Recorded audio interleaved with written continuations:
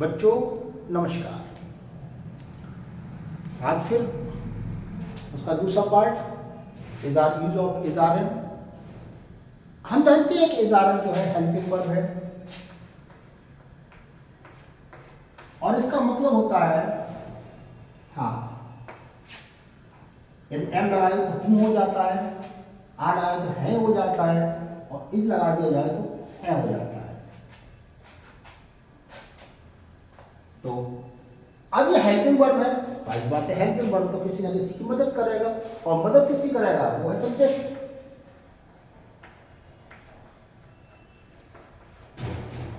Noun, pronoun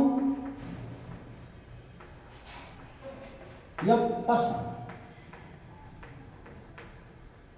इसके बारे में एक वीडियो बना दूंगा। प्रॉब्लम नहीं है, बहुत बड़ी प्रॉब्लम नहीं है, बहुत ज़्यादा। कहीं सब्जेक्ट, कभी कभी सब्जेक्ट कहते हैं, कोई पर्सन कहता है, कोई प्रोनाउन कहता है, कोई नाउन कहता है। तो हमने बात कर ली थी यहाँ तक, यानी 3 केस हमने क्लियर कर दिए थे। अब अबाउट के बारे में, अबाउट का मतलब है बारे में, अबाउट का मतलब बारे में।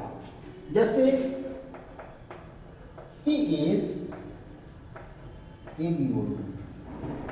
about to play, he is about to play, इसका मतलब क्या होना चाहिए, यानी वो खेलने वाला है। क्या हुआ, वह खेलने वाला है, वह खेलने वाला है। इसी तरीके से you are about to read the book, आप किताब पढ़ने ऑफ इंग्लिश।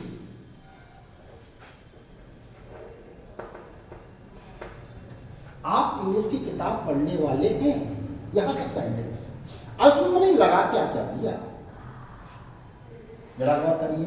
ये प्रोनाउन है, हेल्पिंग वर्ब है और ये हमारे पास एक नया वर्ड लगा दिया हमने। ठीक है, ये वर्ब लगा दी, ये मैन वर्ब आ गई,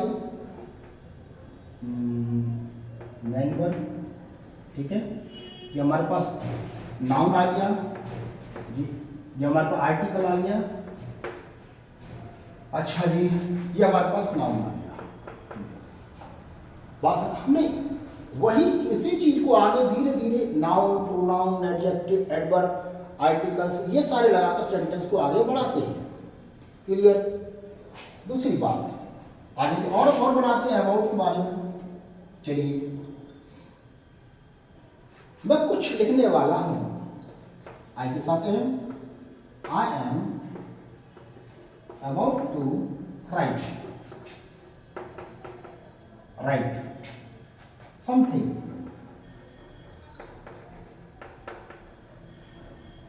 मैं कुछ लिखने वाला समथिंग, मैं कुछ लिखने वाला हूं ऑन द ब्लैक, BLAC के ब्लैक बोर्ड, BOARD ना, इस पर ये होती है।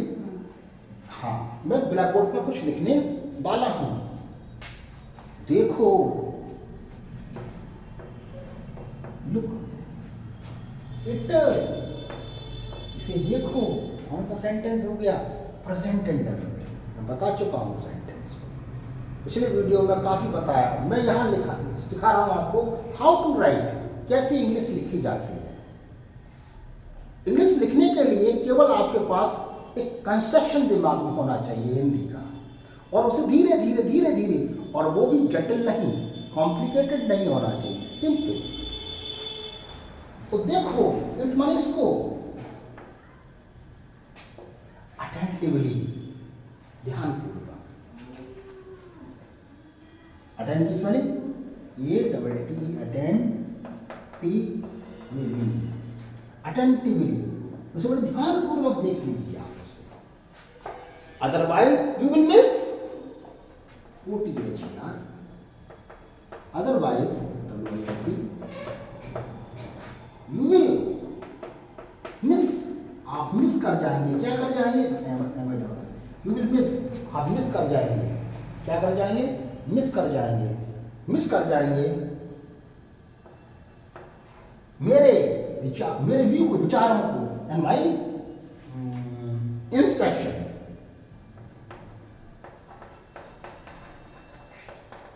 मेरी इंस्ट्रक्शन को, मेरी जो निर्देश दे रहा हूं, जो मैं बता रहा हूं, या एक्सप्लेनेशन, मेरी एक्सप्रेशन को आप क्या कर जाएंगे? मिस कर जाएंगे। क्लियर समझ में आ रही है? तो मैं सेंटेंस को कहां से कहां ले जाता हूं, ये बात डिपेंड करती है कि आपकी सोच पर। बात करते तो अबाउट का, अब आती है प्रेजेंट पार्टिसिपल। बहुत कहानियां मेरे दिमाग में आती रहती हैं।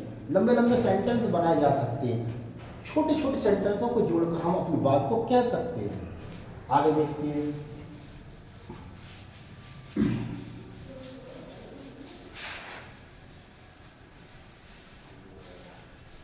चलिए, अब आती प्रेजेंट पार्टिसिपल। मान लीजिए मैंने कोई फिर सब्जेक्ट लिया, मानिए सब्जेक्ट ले लिया राजू, और राजू हमारे पास थर्ड पर्सन सिंगुलर नंबर है, तो राजू इज। प्रेजेंट पार्टिसिपल क्या होता है? जो वर्ब में आईएनजी, और याद रखना फर्स्ट फॉर्म में आईएनजी लगा सकते हैं और किसी दूसरी वर्ब में लगा ही नहीं सकते हैं, तो इसका मतलब है ये फर्स्ट फॉर्म का एक अलग प्रकार का रूप है। तो मैंने फर्स्ट फॉर्म लिख दिया, राजू राइट, WRITING, राइटिंग। तो राजू लिख रहा है, क्या मतलब निकला? राजू लिख रहा है, ये मतलब निकला। अब सेंटेंस को थोड़ा सा आगे बढ़ाते हैं। राजू इज राइटिंग, क्या लिखा? राइटिंग। इंग्लिश, इंग्लिश में लिखा, कहां लिख रहा है? ऑन हिज नोटबुक, अपनी कॉपी पर लिख रहा है। समझ में आ रही है? Writing, sorry, Raju is writing, Raju लिख रहा है इंग्लिश में, ऑन हिज नोटबुक, अपनी कॉपी पर लिख रहा है। It is said, as it is, sorry, as it is said, मैं एज लगा देता हूं इससे आगे थोड़ा सा,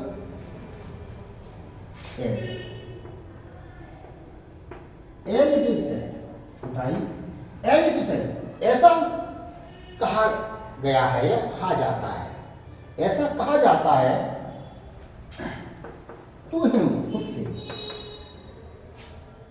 बाय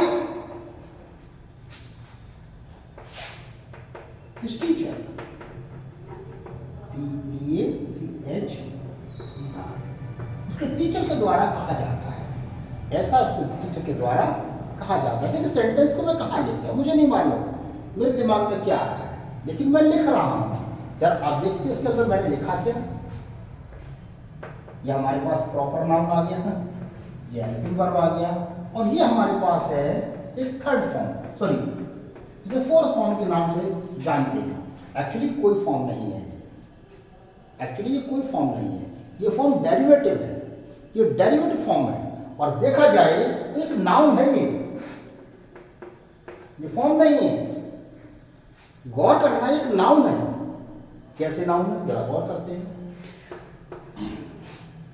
यानी कि राइटिंग, राइटिंग यदि वर्ब है, राइटिंग यदि वर्ब है, मैं बहस नहीं करता किसी से, जो मेरा एनालाइज किया मैंने, राइटिंग क्या है, यहां पर WRITI, राइट में ING लगा दिया हमने क्या बना दिया, राइटिंग, और इसे हमने बोल दिया फोर्थ फॉर्म। लेकिन यदि ये फॉर्म है तो फॉर्म से कोई सेंटेंस, फॉर्म से कोई सेंटेंस स्टार्ट नहीं होता, कोई भी सेंटेंस स्टार्ट नहीं होता। उठा के देख लीजिए, कोई भी सेंटेंस फॉर्म से स्टार्ट नहीं हो सकता है। यदि नहीं हो सकता है इसलिए इससे स्टार्ट होता है सेंटेंस राइटिंग।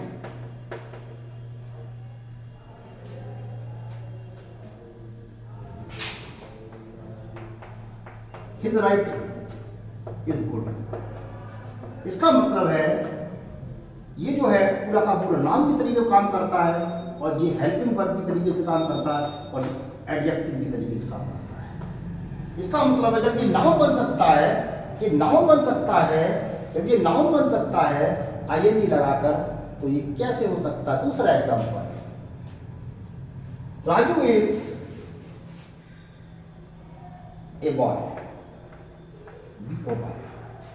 राजू राजू की जगह, एज की जगह, और ये हमारे पास नाउन, ये नाउन है, तो इसका मतलब ये नाउन में दो तरीके से मैंने प्रूव कर दिया कि ये हमारा एक नाउन के तरीके से फंक्शन कर सकता है, और ये हमारे पास क्या है, यहाँ हम थर्ड फॉर्म के नाम से, जैसे मैं नियम गलत नहीं है, वो भी मैं भी गलत नहीं हूँ और वो भी गलत नहीं है, हमें इसे हमने फोर्थ फॉर्म नाम दे दिया है।